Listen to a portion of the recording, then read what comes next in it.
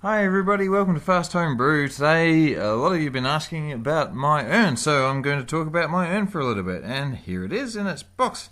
It's a Crown Urn made by a company called Crown Industries, who do a lot of commercial catering appliances. They're an Australian company, so it's hard to find these outside Australia and New Zealand, but if you happen to be here, it'll cost you about $300 dues, and there's all sorts of similar things you can get overseas. So let's get it out. It's just a big boiler, as I said. It's 40 litres, which is about 10 gallons.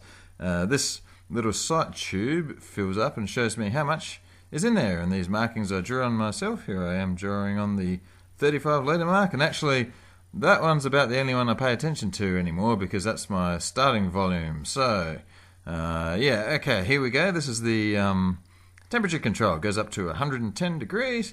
On the front we have a tap.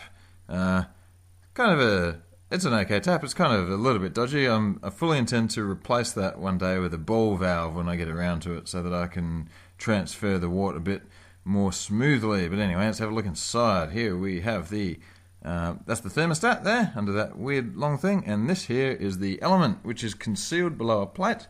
So that does the heating, and it's pretty easy to clean. Just a bit of a scourer and some elbow grease takes care of it, and yeah, that's about it. My 40 litre Crown Urn. Okay, so as we all know, the hardest part for me has always been getting the bag out of the urn. And here I am making a mess, dripping it all down the side, and again. And this one was just a total disaster. I lost a heap and then tried to swap to this pot and then gave up, and I grabbed the corner.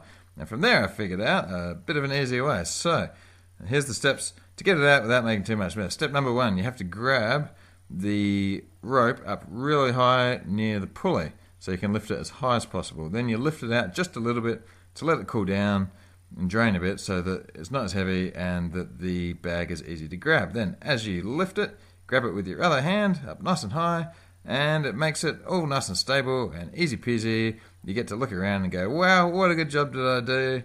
I must be pretty proud. So that's it. Thanks for watching the video. Continue to ask questions and maybe have an alcohol-free day once a week. Yeah, all right. Thanks. Subscribe.